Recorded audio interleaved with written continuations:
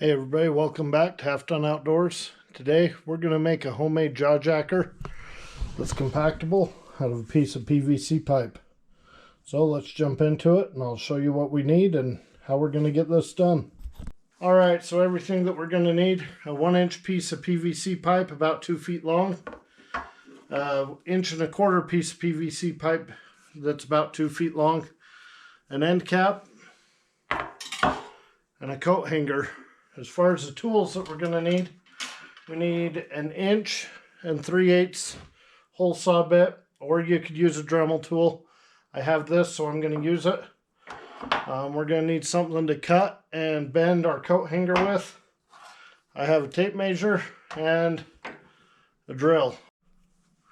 We are also going to need a smaller drill bit that we can drill the hole for the eyelet with. So the first thing I'm going to do is I'm going to use this smaller drill bit. And I'm going to get a hole drilled right here in the end for our eyelet. And then that's going to go right through there.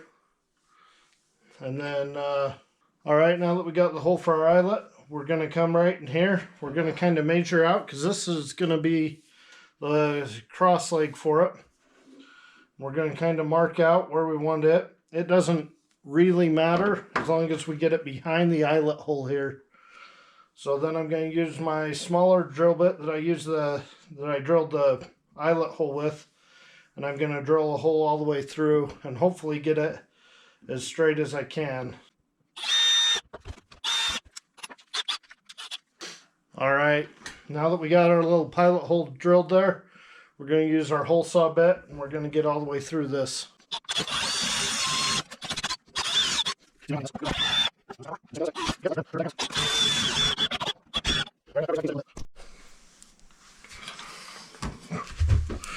Alright, so I got that part cleaned up. Now you can see that our 1-inch piece of PVC pipe will slide right through there. We are going to take about 6 inches of this off on the end. That's what's going to hold our pole.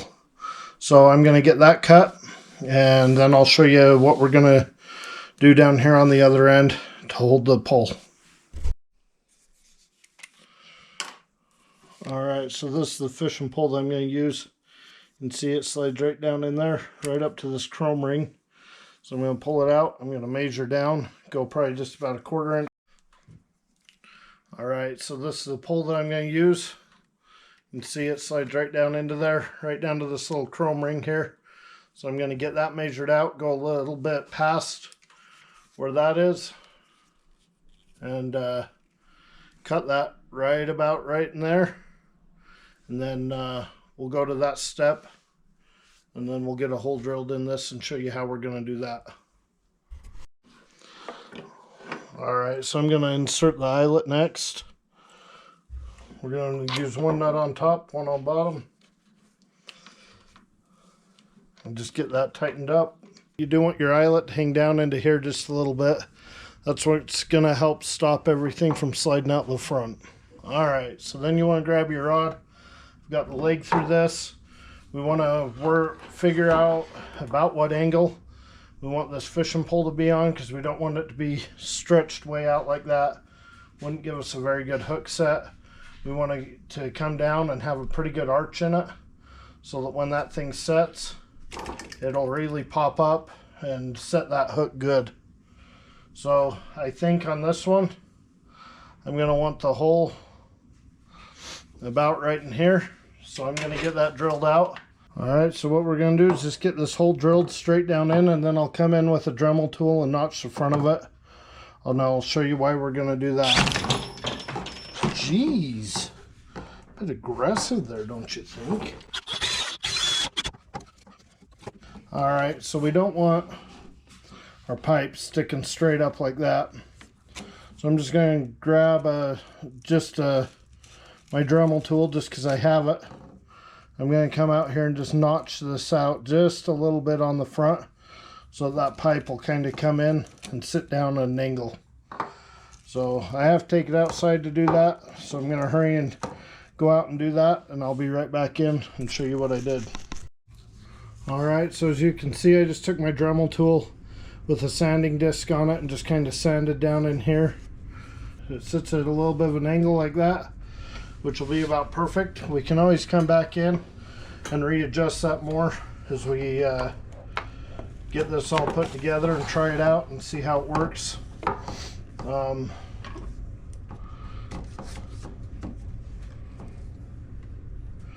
I think that's going to work really good. It's going to put a nice big arch in that pole, give us a good nice solid hook set. So let's get onto the trigger and I'll show you how to build that. Alright, so I just got my metal hanger here. I'm just going to cut this straight part off of it.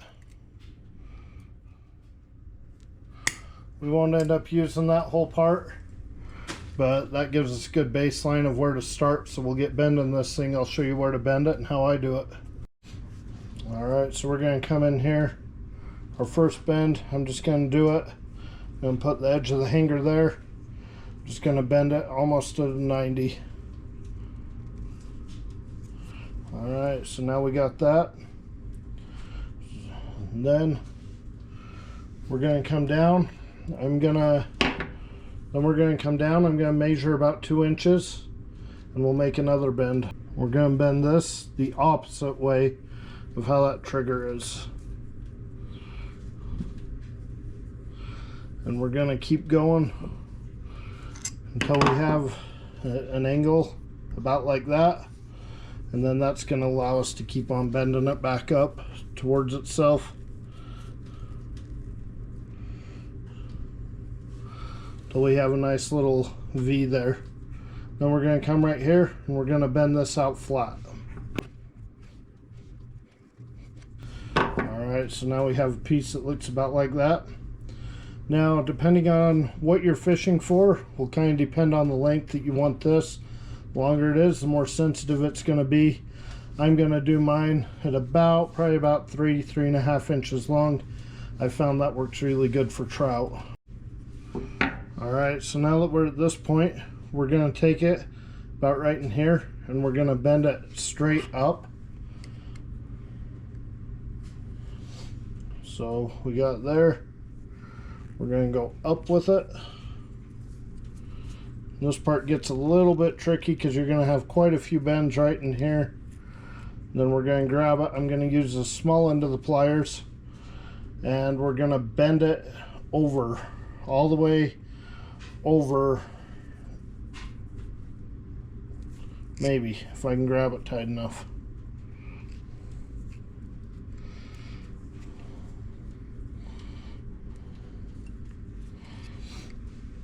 Alright, and we're going to keep that bend going.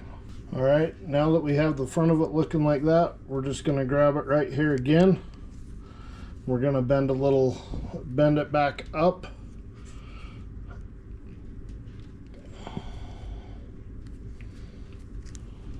About like that. And we're just going to come in and just trim this off. Alright, now I'm just going to bend this in just a little bit tighter. You don't have to do that. I just like it better. Alright, so that's that. That's going to be our trigger. Alright, so I want to show you guys a mistake that I made on this one. So I'm actually going to end up having to use a little bit shorter rod here than what I initially had built this one for. So this one will hold that trigger straight out. You're going to do just what you would do on a jaw jacker. You're going to have your line come through. It's going to come around the trigger right here and down into your ice hole. Depending on where you set this on here will depend on how sensitive it's going to be.